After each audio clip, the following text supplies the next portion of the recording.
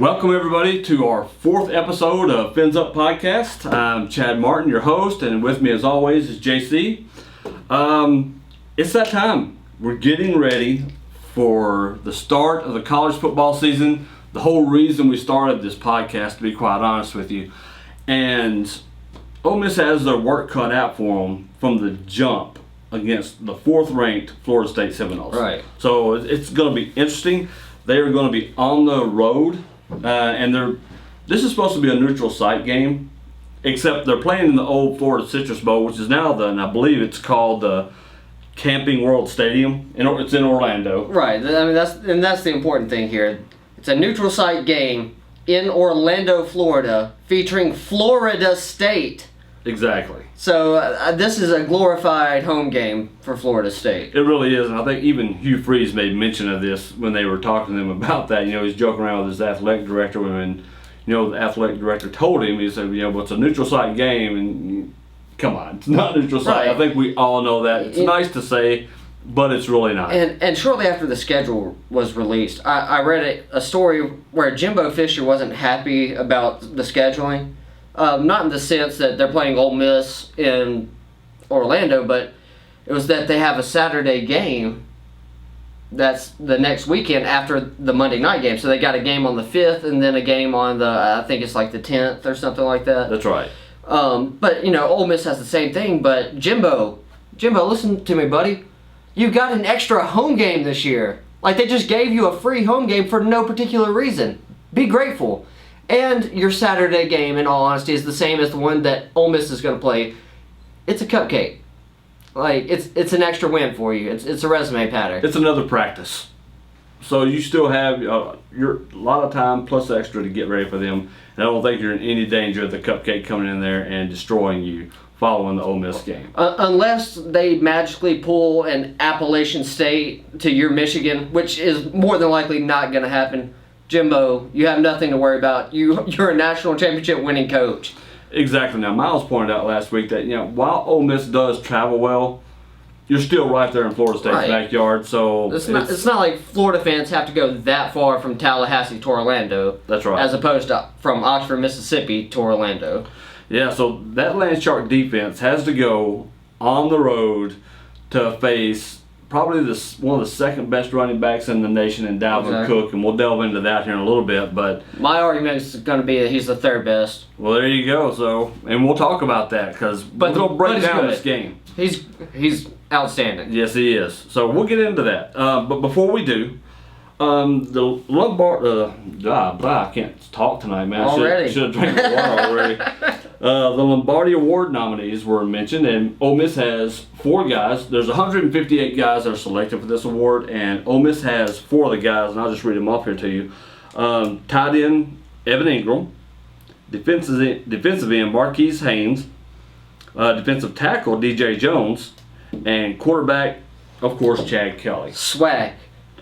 Now, they're joining the preliminary list of 154 other candidates who have outstanding performance and skill in the offensive or defensive positions, as well as Lombardi's standards in leadership by their display of virtue, wisdom, and discipline. And for any of you guys who know anything about Vince Lombardi, I mean, the NFL championship trophy is named after the man. That's just how great of a coach he was, not only at the collegiate level, but at the pro level.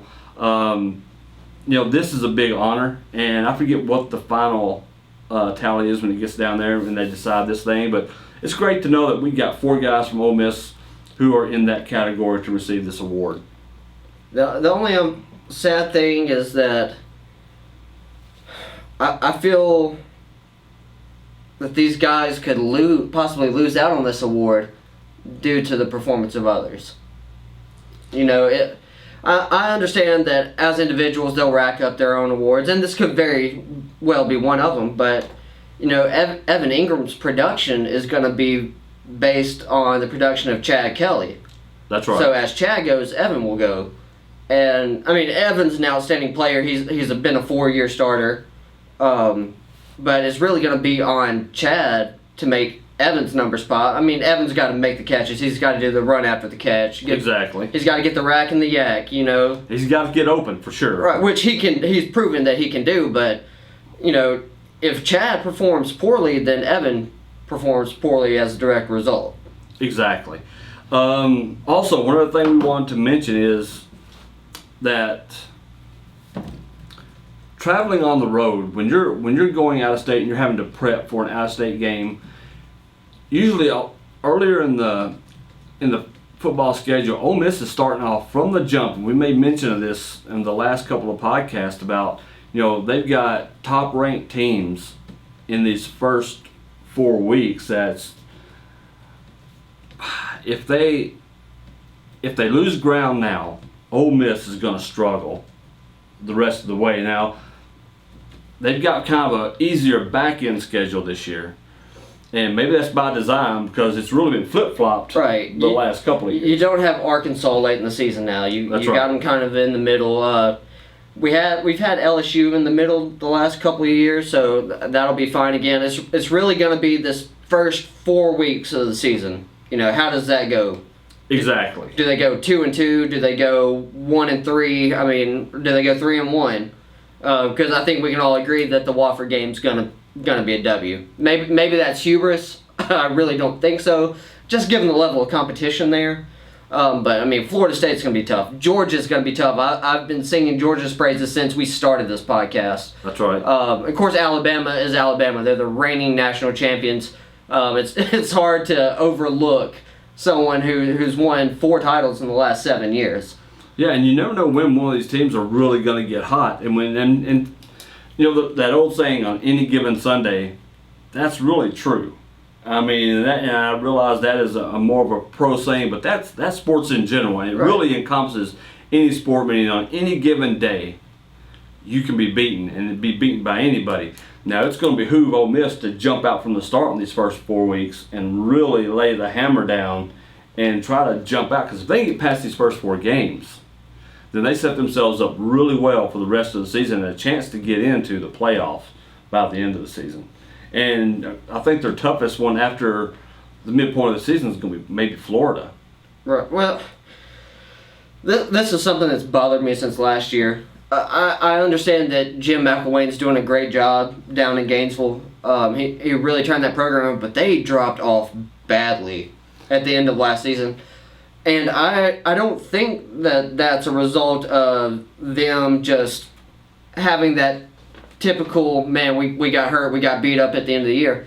I think that they showed who they are at the end of last season. And I could be completely off base about this, but I don't think that game that we saw last year in Gainesville, I don't think that happens again. Well, I think that was a fluke game. To me, it was almost like the Arkansas game.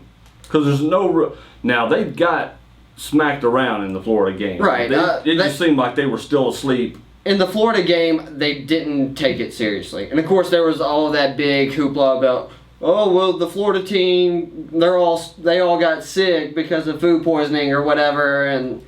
I don't think Ole Miss bought into that for a second. Yeah, I don't know. But I do believe that they took Florida lightly, with it being a new era, with a new coach. They slept on them and they got beat. They got hit in the mouth from start to finish. Whereas the Arkansas game is a fluky 4th and 25. It was a great game to watch, a great back and forth game. But at the end of the day, it's one of those plays that will always be remembered just because of everything had to go right for Arkansas in that play to win that game. Exactly. And not only that, I mean, Ole Miss didn't stop them there. But then they got into a situation where they did stop them a few plays later, but then they got called for a face mask when they sacked the quarterback. Ole Miss gave Arkansas that game. It was a fluky thing. Of course, the year before that, Arkansas beat up Ole Miss, shut us out in Arkansas. That's not going to happen this year. So that leads to my question then: is Ole Miss disciplined enough to make a run past these first few games when the going gets tough? Because they are going to be tested. Right. The 5th is not going to be a cakewalk. I don't care who you are. We talk smack. And that's really what this show is based around, really, is hyping up our team and hyping up Ole Miss and doing all that. But we're not unrealistic here either. We know that going into Florida State's backyard, trying to beat that team is not going to be easy. We can talk about their quarterback, and we're going to when we get into key matchups and breaking down this game here in just a little bit. But the fact is, they're bringing back almost all 11 starters pretty much on that offense. Right. I mean, so their offense is going to be a juggernaut. Their defense is going to be solid. We're going to get into that. Their secondary, we're going to get into that. I mean, this is not a game that Ole Miss can overlook. And it's also not a game, in my opinion, if they do get beat, they have to forget about it and move on, because they've got Alabama coming up within a couple of weeks after that. They've got Georgia coming up. It's going to be a rough shot. So we're really going to see what Ole Miss is made out of very, very quickly as the season gets started. I mean, there's not going to be, well, you know, we've got Alabama in a few weeks. We're going to see what this team is made of. We've got LSU coming in a few weeks. We're going to see what they're made of. No, we're going to find out right now. Right off the bat. Exactly. We don't have to wait long to find out if Ole Miss, if their team, if Hugh Freeze has this team up and ready to compete. Now, if Ole Miss loses this game and they put in a hell of a showing to where it's right down to the wire, then you probably have something to feel pretty good about going into the rest of the season. If they get blown out, then you need to say, okay, if we're failing in every area, then we may have a long season ahead of us, and how does that get into their heads? But the thing about the schedule, though, is it's a blessing and a curse that it's so loaded so early. I'm looking at the schedule right here, and the first 7 games, you've got Florida State. Then you got the Cupcake Wofford. That's right. But then you've got Alabama. Then you got Georgia, which, granted, these are all classified as home games right here, these first 4 games, even though the Florida State game's in Orlando. Then you got a home game against Memphis. That's 5 home games that you're in Oxford. So you don't go on the road, quote unquote, until October 15th against Arkansas. Yep. Which could be a trap game, but I think Ole Miss actually prevails and they get over the curse of Brett Bielema here. And then you got to go to But LSU. then you have to go to Baton Rouge, and Baton Rouge is another beast. Especially if it's a night game. Night games in LSU are one of the most unique experiences in all of college football. And LSU is number 5 in the country, and they may be higher than that by the time that game rolls around. They may be lower than that. But those first 7 games are going to be tough. Memphis beat Ole Miss last year. I don't see that happening this year. I'm saying that a lot tonight, it seems like, but I'm just trying to be realistic. Ole Miss is a better team top to bottom than Memphis is. But I think it stands to reason that after the LSU game, Ole Miss could either reasonably be 6-1 or they could be 5-2. Yeah, exactly. But at the same time, we could be looking at an ugly situation where we're 3-4. Yeah, I mean, it's a toss-up because we really don't know what we're getting out of this Ole Miss football team. When you say Laquan's gone, Tunsil's gone, the Kimdichis are gone. Mike Hilton's gone. Mike Hilton, there you go. No, so what are we getting? Now, I think Hugh has done a great job. The whole coaching staff has done a great job of recruiting. Right. Bringing these kids up and teaching these kids. Which he has done every year since he's gotten to Oxford. So that's the one thing that I love about Hugh is he's bringing in great talent, and it seems that he's bringing in, by and large, good quality young men. Exactly. Who buy into what he's teaching, and they're playing cohesively as a unit. And make no mistake, it wasn't all just Tunsil, Treadwell, Kimdichis, all those guys last year making plays for Ole Miss. They were just so good they couldn't be ignored. That's right. So who this year is going to be so good they can't be ignored, and we're going to find out soon. Guys, we got to take a break real quick, get some love to our sponsors. After the break, we're going to start breaking down this Florida State game, and we'll be right back. Are you struggling to lose weight and keep it off? Are you tired of all the fad diets that get you nowhere except miserable? Cockrell Family Medical Center in Senatobia has just opened their new weight loss clinic. If you are serious about getting healthy and losing weight, then call 662-301-1128 to schedule your appointment. Cockrell Family Medical Center. Your health matters.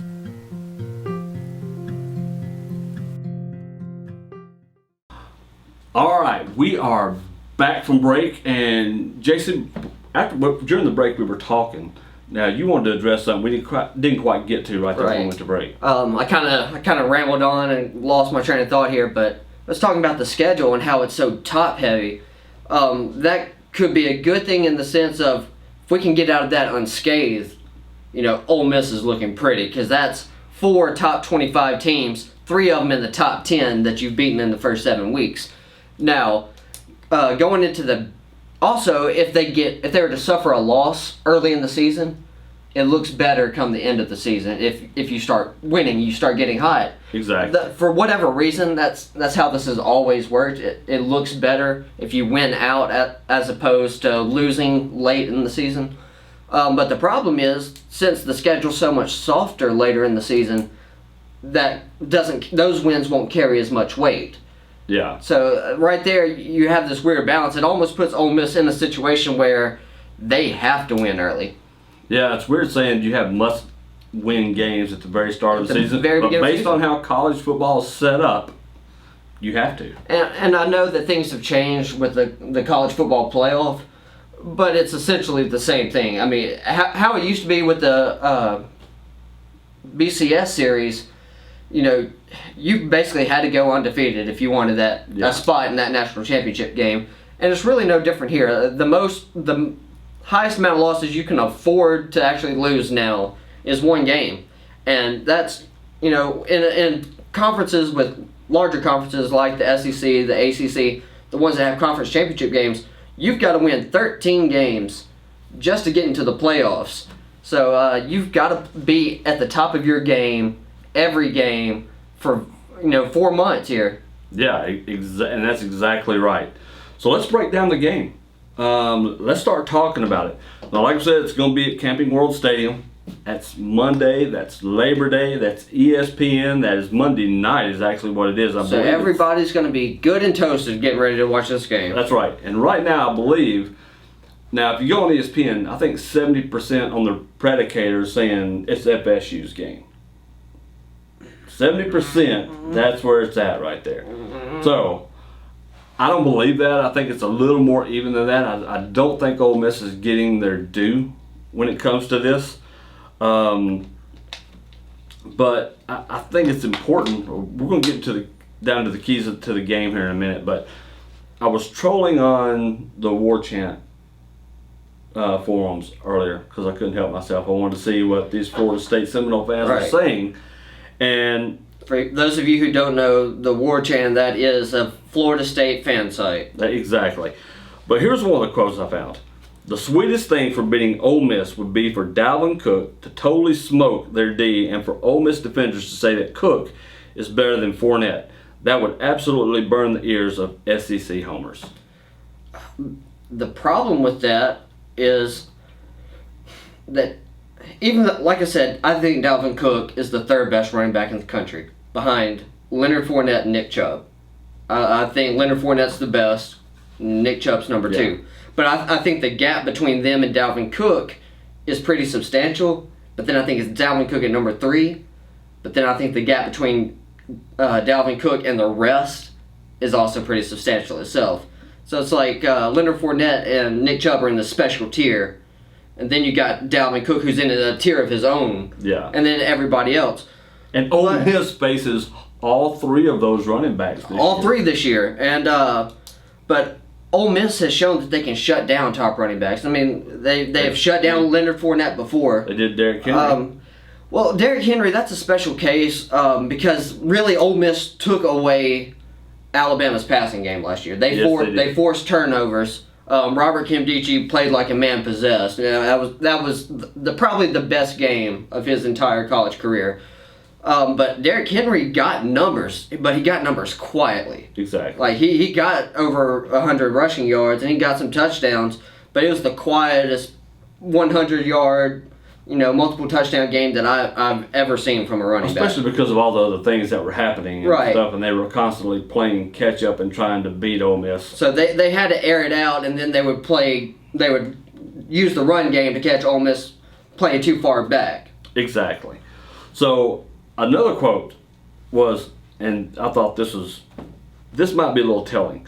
Someone posted an article a few days ago from a quarterback rating site about Kelly's weaknesses, and how he lacks the skills of NFL QBs, how he needs wide receivers to be wide open, and how Ole Miss keeps its offense simple to create those opportunities. In any event, if the analysis on that site sees it, the quarterback whisperer surely does, according to Jimbo Fisher.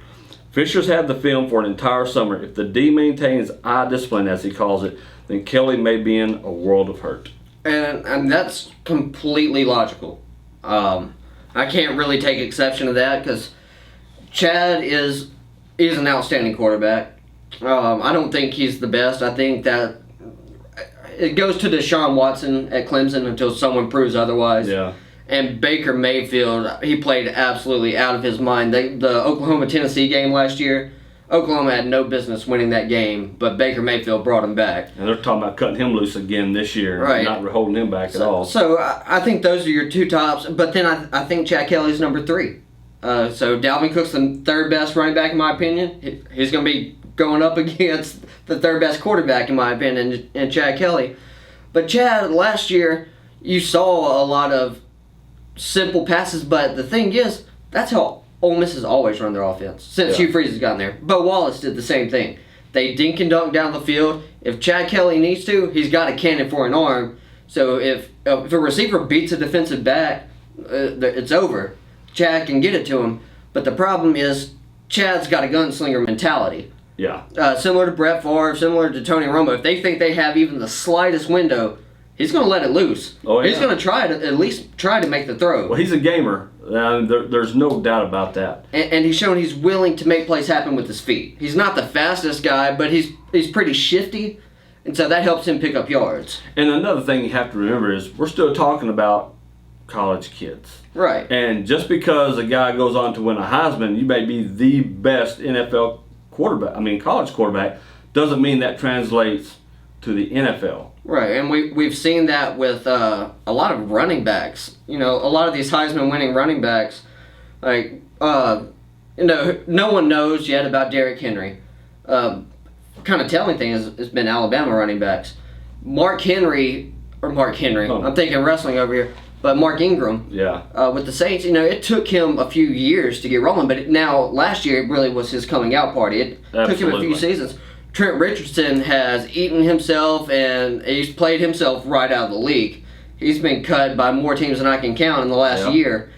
So, like you said, to your point, it doesn't matter if you win the Heisman and you're the best at your position in college football. That doesn't necessarily translate to NFL success. And that goes for anyone at any position on either side of the ball. That's right. So, I guess when I look at something like that, and I'm with you, I agree. I mean, it's hard to argue with some of that stuff, but I think Ole Miss keeps its offense simple because there's no reason to get super complex. You don't have to, because if you can't stop it anyway, the Dallas Cowboys of the 90s, their offense wasn't super complex. There's a few plays that they ran that were standard. You just couldn't stop it. But the difference, though, would be that Cowboys team had a great offensive line. Yes, they did. And they had a great running back, exactly. As in the all-time leading rusher in NFL history. Ole Miss, they have a solid offensive line, but their running game, who knows?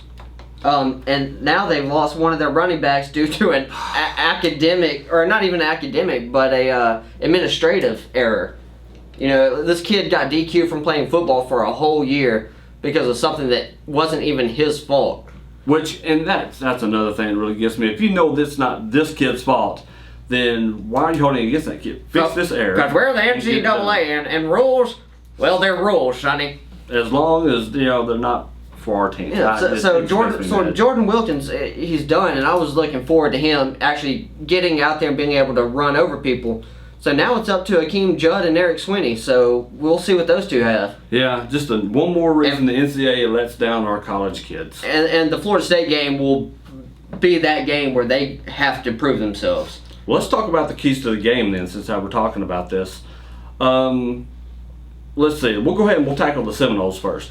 For Florida State, I think my keys to the game is they really have to contain Chad Kelly. Right. We've talked about that. And they have to get Dalvin Cook rolling early. They have to get him rolling often. And I think if they do that, they'll set up the play-action pass, keep the Rebel defense honest, and then they'll have a lot of success on Ole Miss. Yeah, and Dalvin Cook, of course, he's the X factor for this game. He's the X factor for this team.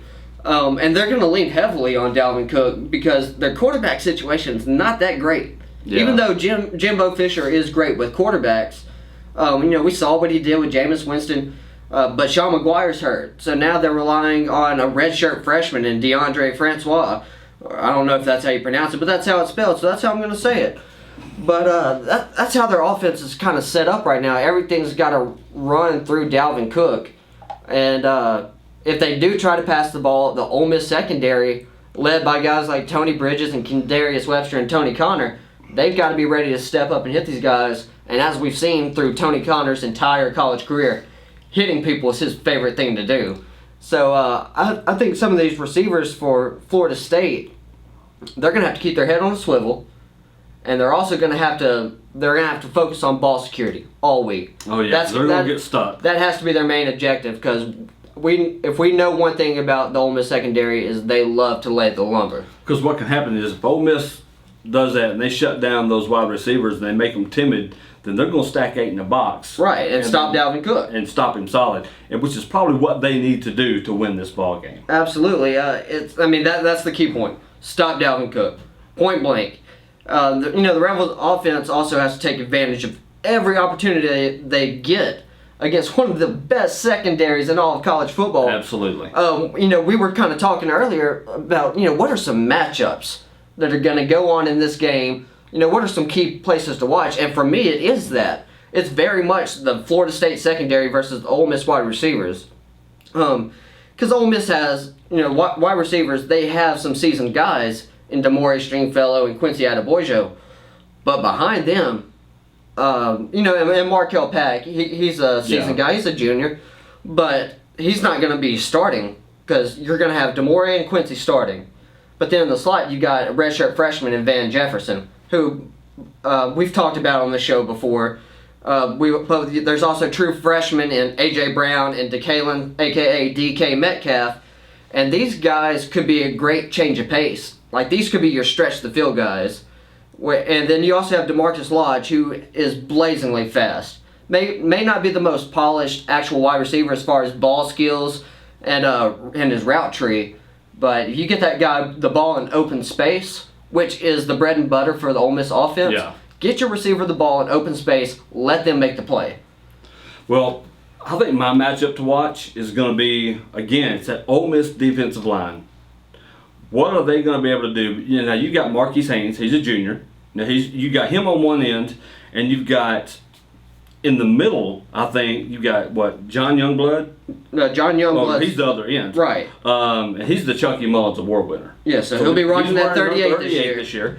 But you guys, on nose tackle, you got DJ Jones, who I think is going to be rock solid. He's a senior. He's been playing in the system for a while now. And he's also on that Lombardi Award nominees list. Exactly. You got Breland Speaks, redshirt sophomore, but another stud that's going to be able to go in there and take care of business, I think. As a freshman last year, he played in every game.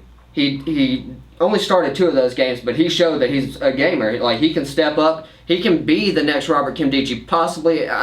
It may be too early to put that on him, but at the same time, the kid can ball. Well, and you still have 2 seniors. You got Isaac Gross and Fidel Brown. Both of those are going to be able to rotate at the defensive end position. Right. So they've got fresh bodies that are not new to this system. They can come in there. They're experienced. They can come in and clog up holes. They can keep containment. And that's really what your job is, especially in the running game, is to keep everything inside where you've got your help out. And I think where Dalvin Cook's biggest thing is when he gets on the outside and can square up, that's when he's really dangerous. That's when he can just lay the lumber when he's picking on smaller guys. But if you make him go inside where your big boys are at and they clog up those holes, they can stop the FSU running attack. And they can stop it cold. That's what I'm waiting to see. This is the Fins Up podcast. And the thing that, your key here is going to be that land shark defense. Exactly. Because what it all comes back to is stopping Dalvin Cook. That's it. That's the bread and butter of this game plan on defense. Everything centers around stopping Dalvin Cook. Because that secondary has the confidence that they can shut down these wide receivers. Because, honestly, we don't know if Florida State's quarterback's even that good. If Florida State's quarterback can make plays, then stopping Dalvin Cook gets a lot harder. Yes, it does. And we talked about that earlier. Well, look, we got to take another break real quick, get some love to our sponsors. When we come back, we're going to give our predictions. We've got our fan rant. We're going to talk a little final smack. And then we're going to get ready for some football. I'm excited about it. I'm excited for the college season. The wait is over! All right, we'll see you guys after break. Are you struggling to lose weight and keep it off? Are you tired of all the fad diets that get you nowhere except miserable? Cockrell Family Medical Center in Senatobia has just opened their new weight loss clinic. If you are serious about getting healthy and losing weight, then call 662-301-1128 to schedule your appointment. Cockrell Family Medical Center. Your health matters.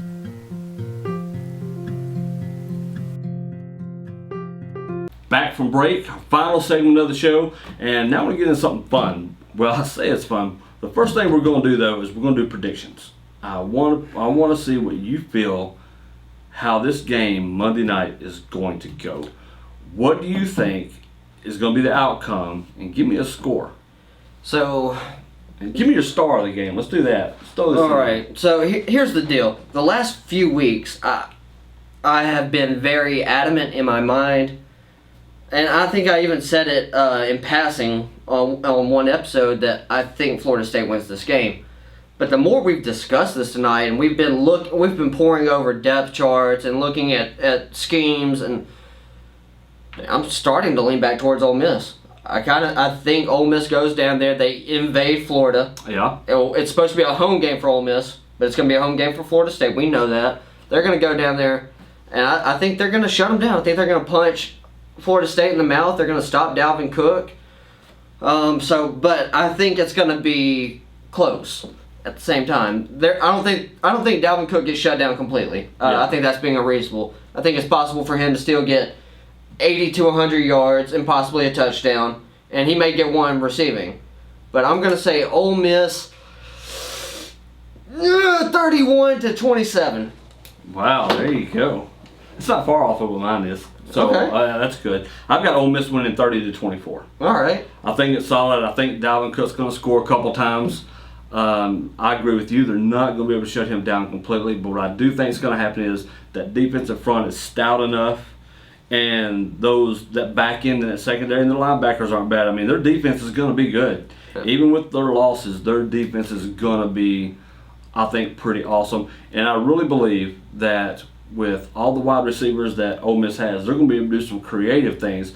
Because even though they try to say, like this one guy was saying, that Ole Miss's offense is pretty simple, they still run some pretty unique crossing routes, stop and goes, things like that, hook patterns that I think is really going to open up and challenge that secondary. And I went on the spiel talking about the wide receivers. I mean, I left Evan Ingram completely out of that equation.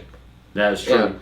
Evan Ingram is that guy that everyone knows he's good. Every team he plays against, everyone knows, watch 17. 17 can run. 17 is big. He's tall. He's lanky. He's got great hands. But it happens every game. Someone sleeps on Evan Ingram on one particular play. Especially if you have a linebacker trying to cover Evan Ingram, that's not fair. He's too fast for a linebacker. He's too big for a safety or a corner to cover. So I think Evan Ingram is my guy to watch in this game. See, my guy to watch is going to be DJ Jones. I think if he stuffs the middle, he gets penetration and stops that run at the point of attack before Dalvin Cook can ever get started, then Dalvin Cook is the one that's going to be in for a long, long night in Orlando. It's not going to be Disneyland. It's not going to be a walk in the park. There's not going to be a ride through the Magic Kingdom. It's not going to be any of that. If DJ Jones and the rest of that defensive line holds their ground and contains that run, then Florida State's pretty much dead in the water because I just don't have faith in their quarterback at all. And Florida State loves to play smash mouth offense. They love to run the ball, and they use that to set their tempo. But at the same time, Ole Miss's defense loves to play smash mouth defense. Exactly. They love to stack the box. They're not scared of contact at all. That's right. They know that's what they're there for. It's going to be a hard-hitting football game. It is. I think they picked the right game to showcase on Labor Day. Right, and this is such a great balance of matchups. You got the smash mouth offense of Florida State versus smash mouth defense of Ole Miss. But then you also have the finesse offense of Ole Miss against the finesse defense of Florida State. because that secondary is good, if not the best in the country. They're definitely top 5. Oh yeah, they're going to be stout. Just in secondary, so these guys can cover the wide receivers, but I think that's where Evan Ingram comes into play, because he's just the hardest tight end in all of college football to cover right now. It's going to be tight trying to cover him, and I'm excited to see what they do, because we really don't know. We haven't seen Ole Miss do anything. All we know is football is here. That's it. Like, it's time. And it's exciting. It's been a long summer of waiting. Right, we can get past the NFL preseason games that we've been trying to watch just to satisfy these cravings for football. But football is finally here, and I'm trying to be more excited. This weekend. And look, and here's because that's the other thing. Because by the time February hits, right after the Super Bowl, I'm bored until September. I have to say it's a miserable time for me because football is my sport. And the Super Bowl is always near and around my birthday, so for me it's like Super Bowl, awesome. My birthday, okay, cool. And then it's the rest of the year until September. But September's here, and that's what's cool. So we got a fan rant, and finally it's an Ole Miss fan rant. So I'm excited about that. I'm glad that we finally have an Ole Miss fan. And guys, this one was actually emailed to us. This one wasn't a call-in audio file. This is actually been sent to us. So and we're you gonna can read do the this out for same you. thing if you don't want to record your rant. You feel weird recording it. Hey, that's fine. You can always email it to us. If you're worried about your spelling, don't worry. I'll correct it. If not, and you don't care, maybe you can write it in there. I don't care. Just say how you want to say it. And if you're one of those people that doesn't want to send in the actual spoken fan rant because you think your voice might sound stupid, look, you're listening to our podcast, and if you don't think our voices sound stupid, we certainly do. Exactly. So don't let that stop you. That's right. Do it because you love it. Speak out because you love to speak out. You can send those rants in to rant@finsuppodcast.com. If you do want to record it, then text it to us. That's probably the easiest way to do it, so you don't have to email it. You can text it to us at 662-612-0703. Do that. But this rant is from Ryan. Ryan, we really appreciate you sending this in, and I'll read this to you. Game week has arrived. The long wait is over. Ole Miss versus Florida State. Everybody around the country is talking about the Noles. Most everyone is picking them to win. Well, let's talk about the goddamn Noles for a minute. They're justifiably ranked where they are based on what's coming back. Dalvin Cook is one of the best backs in the country, but just last season, Ole Miss effectively slowed Derrick Henry, Heisman Trophy winner, and Leonard Fournette, best back in the nation. Remind me how both of those games ended? That's right, 2 Ole Miss victories. A freshman quarterback making his first start in a primetime game is going to have to beat Ole Miss. Dalvin Cook will not be allowed to beat the Rebels. People are underestimating the depth of talent on the Ole Miss squad. Stacked at receiver, mismatch at tight end, improved running game, experienced line, and stout deep defense. Rebels 35-24. There you go, Ryan. We appreciate that. There you go. It's kind of in line with what we're talking about. Right. That was uniquely refreshing. That was awesome. Everything he said there has gone along with everything we have talked about this entire podcast. Even his final score prediction was kind of in line with what we had there. Exactly. So Ryan, we're right there with you, man. That's right. Good job. Keep that coming. And keep those rants coming in, because this, I believe, is what's going to happen. This right here, and I think people are overlooking Ole Miss simply because they see Florida State number 4. Guys, that number 4 ranking is also a preseason ranking, and we're just getting started. How many times every season do we see these rankings change? And it's going to. Teams are going to win and teams are going to lose. Teams you don't expect to win are going to win. It's teams you never expect to lose, they're going to lose. That's just what's going to happen. It's rare nowadays to see a team go undefeated. We see that every year. So, to me, that's what's going to happen. As a matter of fact, let's talk about SmackDown. What is your SmackDown for this? Well, usually I do this coming off of some idiotic rant from a State fan or an Alabama fan or an LSU fan or an Arkansas fan. So it's kind of hard to find that fire tonight. It's weird. I don't like it. So, I like that Ole Miss fans are sending in their support and supporting their team and doing the rant that they should. But at the same time, I kind of enjoy these other schools sending in their stuff, because that just gives you ammo, venom. That's right, venom to spew out. But I'll give you more of a hot take. So when it comes down to it, Florida State is predicated on the fact that they have a lot of guys who know the system very well, and Dalvin Cook is the quintessential playmaker. But as we talked about tonight, Ole Miss's defense is up for the challenge. I think they'll bring in that challenge. Like I said, Dalvin Cook maybe 80 to 100 yards and a touchdown. Now, I do think that is kind of being generous at this point. Yeah. Because the more I've talked about this, I've kind of gotten fired up about it in and of itself. But I also think people are straight up disrespecting Chad Kelly. Chad Kelly only came in after he's been in our system for 1 year. Exactly. I say our like I play for him, but he's been in the system for 1 season. He's already set school records for passing. He's gotten Ole Miss fans excited about the quarterback position for the first time since Eli graduated. And I think Chad is going to play pissed off. He's a tough kid. He got hit several times last year, and Florida State has a great defense. They always do. I think what's going to hurt Florida State's feelings are when they hit Chad Kelly in the mouth and he gets up and then he comes back and makes a big play. Whether it's to Quincy, Demore, AJ, DK, Van, Evan, it doesn't matter who he gets the ball to. The fact is Chad Kelly's going to get the ball to him. And I think Chad Kelly throws, let's say, I'm going to call it 310 yards. Wow, there you go. I think he's going to get 3 touchdowns. I think he'll throw an interception. I think that'll happen. But I think Hakeem Judd also picks up a rushing TD in a goal line situation. It's pretty sweet. So you got it all laid out. I like your prediction. I think that's awesome. We don't have Miles here this week, so we're not going to get Miles this take. Miles is SmackDown. I'm just going to miss that this week. They are on the road, so the good thing is our website will be up next week. And where are they on the road to? They're going to Orlando. Orlando? So there will be some Ole Miss representation down there in the stands. From Fins Up Podcast. Exactly. So they'll be taking pictures. That's going to be fun. And we'll put those onto our Twitter feed, so be sure to check that out. We'll try to get some call-ins, and we'll play some of that on the air while we're down there. We'll see what happens with it. We'll try to call him. I don't know if we'll get reception down there in the stadium. It'll probably be so loud we won't be able to hear anything. Exactly. Anyway. It should be deafening. Yeah, it probably should be, and probably not for the heroes. It'll be for the villains instead.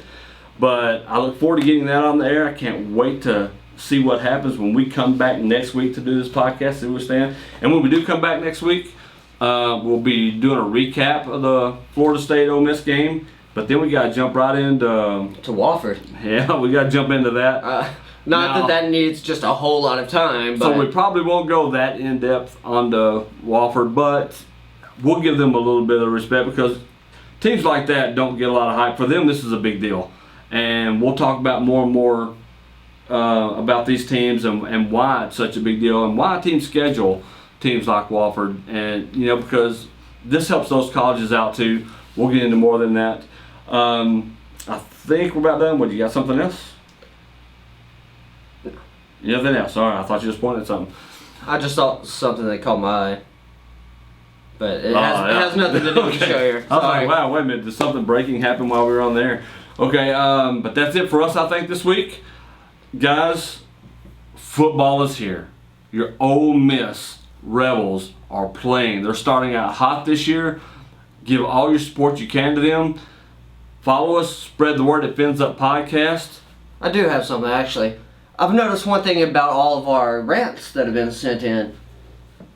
It's all dudes, man. It's a lot of dudes. Let's get some ladies in here. Ladies, where you at? Because we know about these Ole Miss feeds and Ole Miss tweets and stuff like that.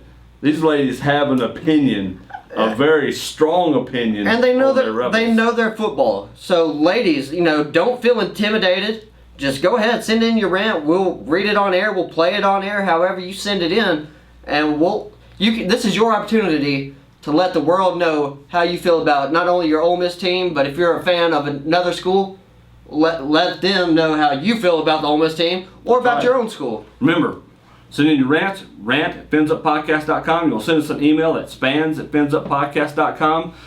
I'm JC. I'm not JC. I'm JC. I'm Chad. Guys, we'll see you next week. And until then, fins up, hotty toddy, go Rebs.